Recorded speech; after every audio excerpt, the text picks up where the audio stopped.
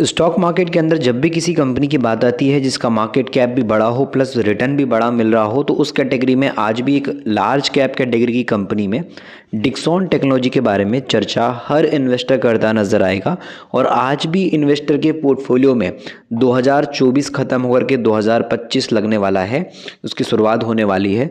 लेकिन आज भी 2025 वाले टाइम में भी डिक्सॉन इन्वेस्टर का फेवरेट बना हुआ है। तो ये कंपनी ने इसलिए इतना अच्छा रिटर्न दे पाया है, कंपनी की जो ग्रोथ रही है और सेल्स प्रॉफिट की वो बहुत ज़्यादा रही है।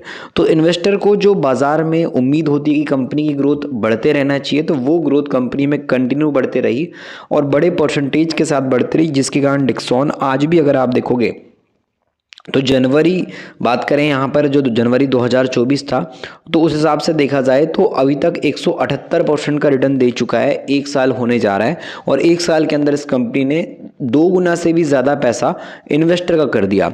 वहीं इस चीज़ को अगर आप 5 साल के डेटा के अकॉर्डिंग देखोगे तो 5 साल में भी इस कंपनी ने, अगर आप देखोगे तो 5 साल पहले इसका एक शेयर 781 रुपये का था।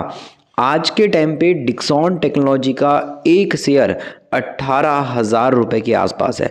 मतलब आप सोच सकते हो कंपनी के अंदर अगर 7,000 रुपये भी होता तो भी कंपनी में 7,000 या 8,000 रुपये भी होता तो 2019 से अब तक तो भी कंपनी में 10 गुना से ज़्यादा रिटर्न मिल जाता। और इस कंपनी में 7,000 नहीं, उससे भी कहीं ज़्यादा 18,000 रुपये तक की जंप हमको देखने को मिल रहा है एक शेयर के अंदर।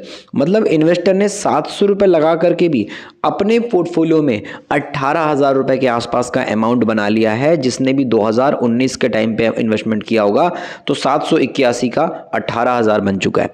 मतलब आप सोच सकते हो कितना खतरनाक रिटर्न इस कंपनी से मिला है। जैसी लोग उम्मीद करते हैं वैसा रिटर्न मिला है, जैसे लोग चाहते हैं, जैसा सपना होता है कि हमको 22 गुना रिटर्न मिल जाए, 20 गुना, 10 गुना, 20 गुना पैसा बढ़ जाए, 1 लाख लगाएं तो हमारा 20 लाख, 25 लाख बन जाए। तो वैसी ग्रोथ इस कंपनी ने निकाल के दी है, जिसकी वजह से डिक्सॉन टेक्नोलॉजी आज भी लोगों के दिमाग में बैठा हुआ है। तो ये तो हमने बात कर ली तेजी वाली परसेंटेज के हिसाब से। लेकिन यहाँ पर हम डिस्कस करेंगे एक ऐसी स्मॉल कैटेगरी की कंपनी जो देखा जाए तो कंपनी में ग्रोथ अच्छी है, सेल्स में भी, प्रॉफिट में भी, फाइनेंशियल सब कुछ अच्छा है। लेकिन अगर आप स्टॉक मार्केट के अंदर इस स्मॉल कैप कंपनी के बारे में शेयर प्राइस के पॉइंट से देखोगे तो गिरावट काफ़ी ज़्यादा है। तो ऐसे टाइम पे ऐसी कंपनीज पे स्टडी करना काफ़ी इंपॉर्टेंट है। तो आइए देखते हैं उस कंपनी के बारे में जो अभी आपको मार्केट के अंदर करेक्शन नज़र आ रहा होगा, लेकिन डिक्सॉन के जैसे इसमें ग्रोथ दिखाने की उम्मीद उस कौड़ी के भाव मिल रही, गिरावट में मिल रहा है इस कंपनी का शेयर को, हम अभी देख सकते हैं। तो उस पॉइंट पे इस वीडियो में हम डिस्कशन करेंगे उस कंपनी के बारे में। बट याद रहे कि हमने किसी भी प्रकार से स्टॉक को बाय करने की सलाह नहीं दी है। एजुकेशन के पर्पस पर, सिर्फ और सिर्फ एजुकेशन के पर्पस पर आपको ये वीडियो में इस स्मॉल कैप के बारे में बताया जा रहा है।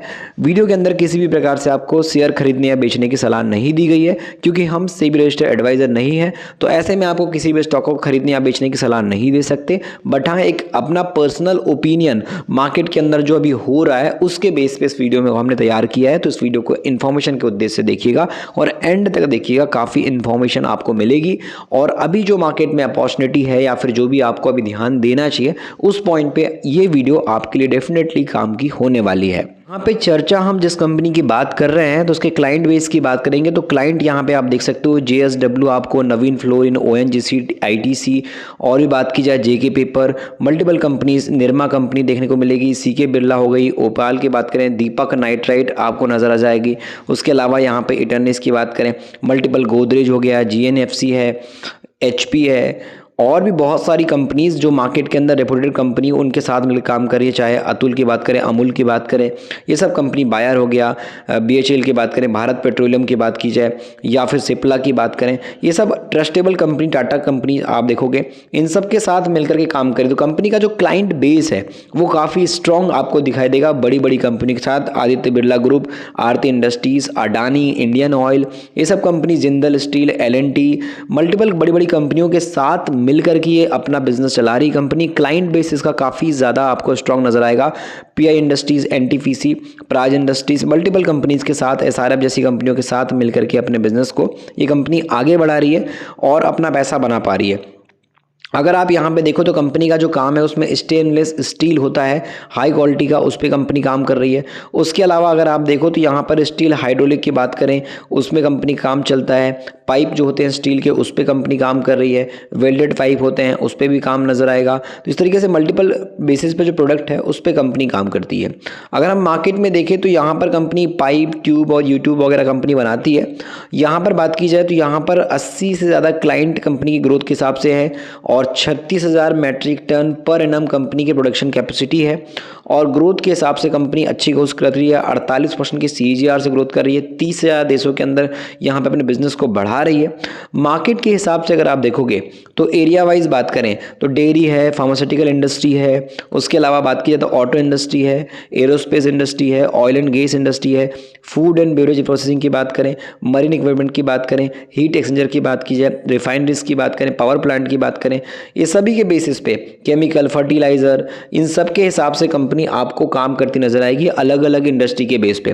तो बिजनेस वाइज अगर हम देखेंगे तो एक सेक्टर पे कंपनी की यहाँ पे क्लाइंट बेस नजर नहीं आते, मल्टीपल सेक्टर के बेस पे कंपनी के हिसाब से क्लाइंट बेस आपको दिखाई दे रहा होगा। तो यहाँ पर चर्चा हम जिस कंपनी के बारे में कर रहे हैं इसका नाम है Venus pipes and tubes limited. Company के बारे में बिजनेस मैंने आपको ऑलरेडी बताया हुआ है। मार्केट कैप 3,095 करोड़ का स्टॉक मार्केट के अंदर कंपनी का नजर आ जाएगा।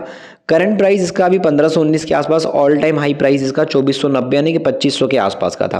तो लगभग 1000 पॉइंट के आसपास का इसमें अभी डाउनफॉल नजर आ रहा है। 1317 इसका 52 वीक लो था और इसी प्राइस रेंज के आसपास काफ़ी नज़दीक 200 पॉइंट के आसपास की दूरी है। कंपनी अपने 52 वीक लो के आसपास आती नज़र आ रही है। इसी वजह से जो इसका स्टॉक का पी है वो 31 का आसपास हो चुका है और ROC ROE कंपनी का 28 से 23% का है। फेस वैल्यू 10 की है, ना तो स्प्लिट है ना मिला है, ना ही बोनस मिला है। कंपनी में आने वाले टाइम में मिल सकता है। डेट अगर हम देखें तो 181 करोड़ का, और कंपनी के पास रिजर्व रखा हुआ है 463 करोड़ का। तो आराम से चाहे तो कंपनी इस कर्जे को चुका करके भी बचत अपने पास रख सकती है। प्रमोटर के कोई भी शेयर 47% में आपको गिरवी नजर नहीं आएंगे, 0% का प्लेज है। सेल्स बढ़ा रही है 31% से और प्रॉफिट बढ़ रहा है इनका 59.6% से। तो प्रॉफिट ग्रोथ इस कंपनी की काफ़ी बढ़िया है। सेल्स भी 900 करोड़ के आसपास का है। और अभी सबसे ज़्यादा यहाँ पे फोकस रखने वाली बात यह है कि ना तो स्टॉक 3 महीने में भागा है और ना ही 6 महीने में भागा है। 3 महीने के अंदर 31% तक टूट चुका है और 6 महीने के अंदर 26% की गिरावट है।